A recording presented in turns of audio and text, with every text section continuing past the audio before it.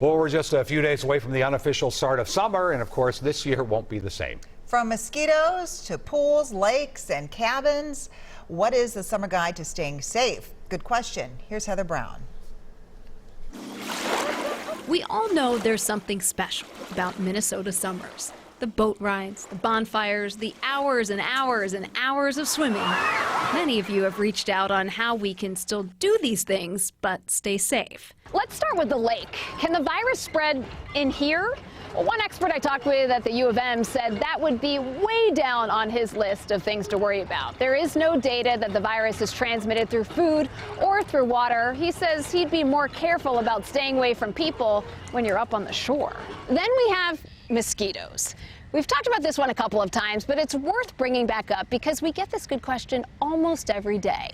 This one, too, not much to worry about here. The CDC says there is no data to suggest that coronaviruses are spread by mosquitoes or gnats or ticks, for that matter. Swimming pools. The CDC says you should be just fine in there. In a properly maintained pool, chlorine would inactivate any coronaviruses that might be there. But if you're talking about a community pool, then you have to be careful about any of the things that you're touching and all of the people that would be outside of the pool. And finally, cabins. This could be tough for some families. The Minnesota Department of Health is still recommending that people stay close to home.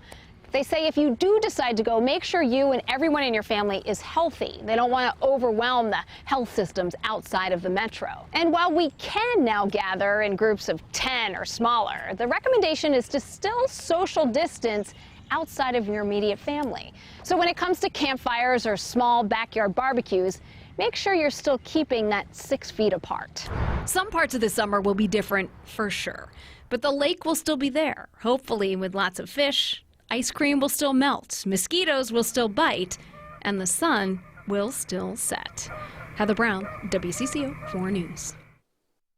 If you have a good question for Heather, you can email her anytime through WCCO.com/links.